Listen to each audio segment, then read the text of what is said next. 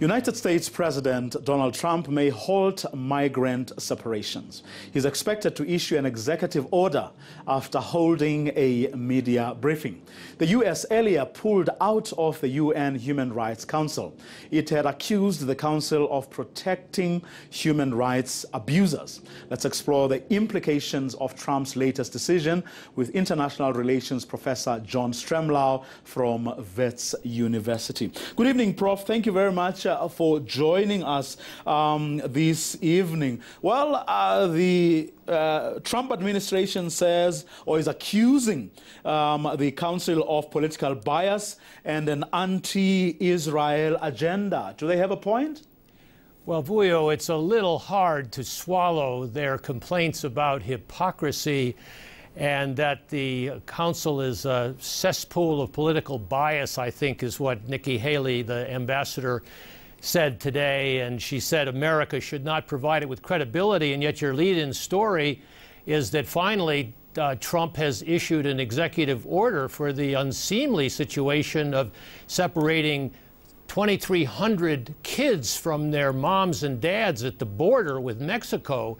And of course, it's only a week or two after he embraced probably the world's worst human rights abuser, Kim Jong-un of North Korea, which is okay for nuclear non-proliferation, but certainly to say that the United States is the paragon of human rights right now is a little awkward under Donald Trump.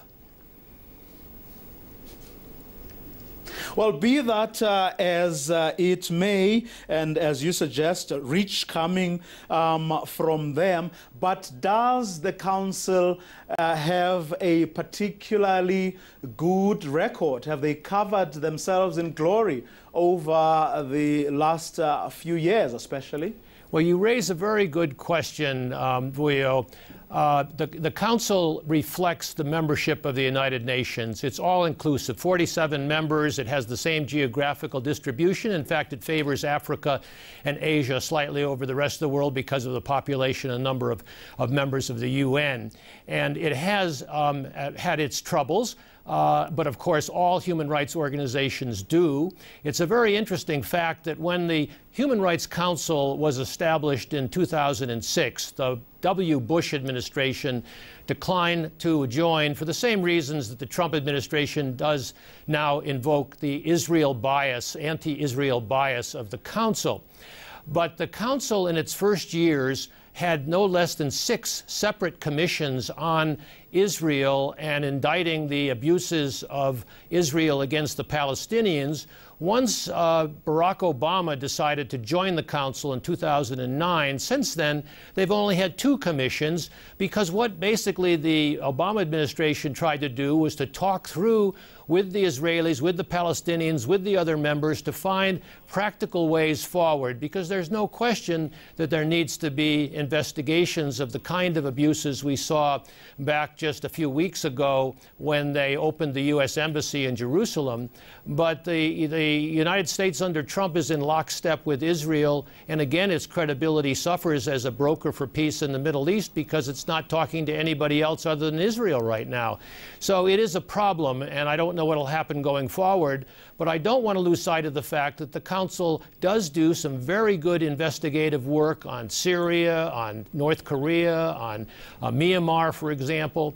They're a little bit like the African Union and the Africa peer review mechanism. It's an imperfect world, but they're trying to make the point that today's human rights abusers could be tomorrow's refugees, and that you're going to have stability and order. You can't be indifferent to the internal affairs of member states, which is what the African Union declares.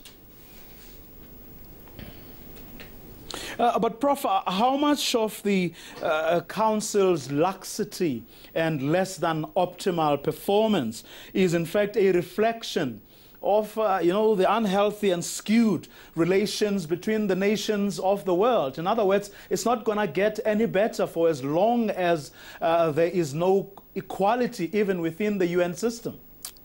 Well, look, you can't have states as equals when you're talking human rights, which are people, and all people have inherent rights and respect. That's what South Africa articulates, a country that belongs to all who live here, united in its diversity. You would like to see those values globalized at some point, but we're in a very imperfect world, and it's better to continue to talk and to explore the possibilities of reaching a consensus. The United Nations is a diverse membership of very different states, but the only state to leave the Council has been the United States, and it's now outside the Council, along with Eritrea, North Korea, and Iran. So those are its new pals, I guess you would say, Vuyo.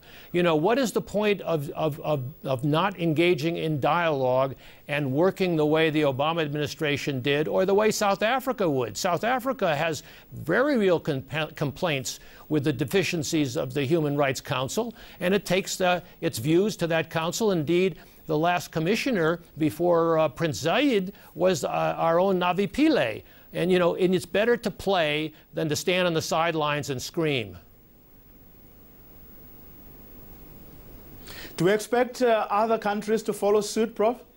No, I don't, Vuyo. I mean, Israel has congratulated the U.S., but everyone else, including the British and the Europeans, have expressed regret, as has the High Commissioner for Human Rights, and indeed, Vuyo, the Chinese government, of all things. I mean, I can never stop scratching my head about what governments say, but they have said it's very regrettable. We will miss the Americans in the Human Rights Council. So go figure.